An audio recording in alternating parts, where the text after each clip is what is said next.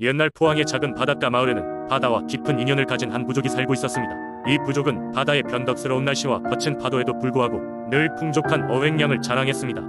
그 비결은 바로 매해 봄이 오면 마을 사람들이 드렸던 거대한 제사 덕분이라는 믿음 때문이었습니다. 그들은 바다의 신, 특히 용왕에게 제물을 바치며 풍성한 어획을 기원했죠. 이 마을의 중심에는 용담이라는 이야기가 전해지고 있었습니다. 용담은 지금도 좁고 깊은 연못으로 남아있는데 용왕의 아들이 지상에 올라와 사랑을 나눴다는 전설이 깃들어 있습니다. 옛날 용왕의 아들인 용태는 하늘 높이 날아오르기를 좋아했습니다. 그러던 어느 날 그는 인간 세상의 아름다움에 매료되어 마을 근처의 바닷가로 내려왔습니다. 그때 마침 잠을 자던 한 젊은 여자를 보게 되었는데 그녀의 순수한 아름다움에 반하여 한눈에 사랑에 빠지고 말았습니다. 그녀의 이름은 아라였습니다. 용태는 아라를 만나기 위해 매일같이 그 근처의 바닷가로 내려왔고 점차 둘은 사랑을 나누게 되었습니다. 그러나 아라는 용태의 정체를 몰랐습니다. 용태는 자신이 용왕의 아들이라는 사실을 숨기고 싶었습니다. 그저 한 인간으로서 아라와 이 시간을 보내기를 원했기 때문입니다. 아라는 처음에는 그런 용태의 수상한 행동이 걱정되었지만 그의 진심 어린 사랑을 느낄 수 있었기에 고민을 접어두었습니다. 하지만 용왕은 용태의 행동을 방관하지 않았습니다. 자신의 아들이 인간 세계에 빠져 이처럼 중요한 일을 소홀히 한다는 사실에 진노했습니다. 결국 용태에게 아라를 떠나지 않으면 인간 세계에 큰 재난이 닥칠 것이라고 경고했습니다. 그럼에도 불구하고 용태는 아라와의 사랑을 포기하지 않았습니다. 그런데 아라는 어느 날 용태가 용왕의 아들이라는 사실을 알게 됩니다. 슬픔에 잠긴 그녀는 자신들의 사랑이 마을과 자연에 불행을 가져올까 두려워 용태에게 이별을 구했습니다. 이별의 날 밤 용태는 아라에게 마지막으로 유유히 노래하며 사랑을 속삭였습니다. 그 소리가 마치 바람에 실려 멀리까지 퍼져나갔고 그 순간 바다와 하늘도 조용히 이를 지켜보았습니다.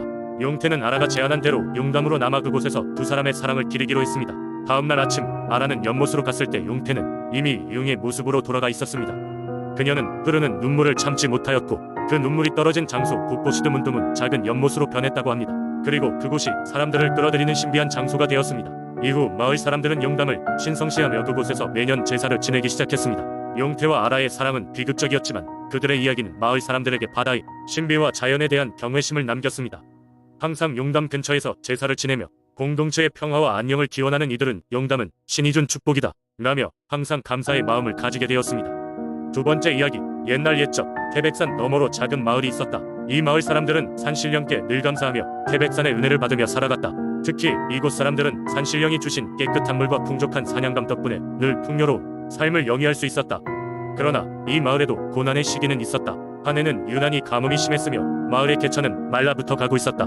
농작물이 제대로 자라지 못해 식량은 충분치 않았고 마을 사람들은 점차 지쳐갔다. 불안한 마음을 품고 사람들은 밤마다 태백산에 올라가 산신령께 간절히 기도를 올렸다. 그러던 어느 날 마을의 어린 양치기 소년이 서쪽 산기슭에 서양을 치다가 길을 잃고 말았다. 태백산의 숲은 깊고도 험난했기에 방향을 잃은 물풀에 빠진 개구리처럼 망연자실한 소년은 두려움에 떨며 밤을 맞이했다. 짙게 드리운 숲속의 어둠 속에서 소년은 울기 시작했다. 그때 희미한 빛이 보이기 시작했다. 순간적으로 소년은 호기심이 두려움을 잠재우게 되어 빛을 따라가게 되었다. 그렇게 숲을 헤매면서 빛을 따라가자 이윽고 환상적인 광경이 눈앞에 펼쳐졌다. 은은한 빛 속에서 눈부신 백발의 노인이 연못 옆에 서 있었다.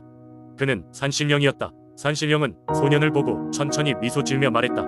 어린 양치기야, 내가 어찌하여 이렇게 깊은 숲속까지 오게 되었단 말이냐. 소년은 떨리는 목소리로 산신령에게 답했다. 산신령님, 저는 길을 잃었습니다.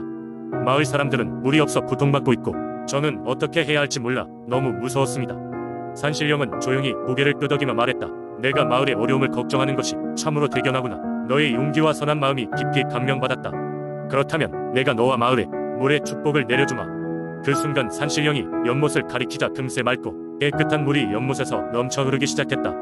소년은 산신령에게 깊이 감사를 표하고 산속에서 솟아나는 샘물의 위치를 마음에 새긴 채 무사히 마을로 돌아갈 수 있었다. 마을 사람들은 소년의 이야기를 듣고 모두가 한 마음으로 산신령께 감사의 기도를 드렸다. 이후로도 마을의 연못은 언제나 물이 가득하며 그 물은 마을 사람들의 생명을 지켜주는 소중한 자원이 되었다. 마을 사람들은 매년 주기적으로 태백산에 올라가 산신령께 감사를 드리며 그들이 받은 은혜를 잊지 않았다. 그리고 그때마다 마을의 어린 소년과 산신령의 이야기는 더 많은 세대에 걸쳐 전해져 내려오게 되었다. 이처럼 태백의 민속신앙은 사람들에게 숭고한 경외심과 감사의 마음을 심어주며 소중한 전통으로 남았다. 세 번째 이야기, 옛날 옛적 전라남도의 작은 마을 한평에는 신비로운 전설이 전해 내려오고 있었다. 이 마을 사람들은 저마다 녹록지 않은 삶을 살았지만 그들의 삶의 한가운데에는 마을을 지키는 수호신용에 대한 깊은 믿음이 자리하고 있었다. 한평은 산과 강 그리고 드넓은 논밭이 어우러져 아름다운 자연 경관을 자랑하는 곳이었다. 그러나 때때로 마을은 큰 비나 가뭄으로 인해 농작물을 잃곤 했고 사람들은 그럴 때마다 용에게 기도를 드렸다. 용에 대한 이야기는 이렇게 시작된다. 아주 먼 옛날 마을의 젊은 농부인 표주는 매일같이 들판에서 일을 하며 가난한 집안을 책임지고 있었다. 어느 날 저녁 그는 하루의 고단함을 달래기 위해 개울가로 발길을 옮겼다. 그곳에서 그는 생각지도 못한 장관을 목격하게 되었다. 은빛 비늘을 지닌 거대한 용이 물가에 앉아 있었던 것이다. 표준은 두려움을 느끼면서도 어딘지 모르게 용의 자태에 매료되어 가까이 다가갔다. 표준이 용에게 예를 표하자 용은 그를 놀라울 만큼 부드러운 목소리로 맞이했다. 용은 자신이 한평을 수호하는 영물이며 장차 마을에 큰 재앙이 닥칠 것이니 대비하라는 경고를 남겼다. 그리고 그에게 마을을 구할 방법을 일러주었다. 표준은 그 말을 마음에 새기고 서둘러 마을로 돌아갔다. 마을 사람들은 표준의 이야기를 듣고 처음에는 반신반의했지만 그의 진지한 태도와 그간의 성실성을 알고 있었기에 믿기로 했다.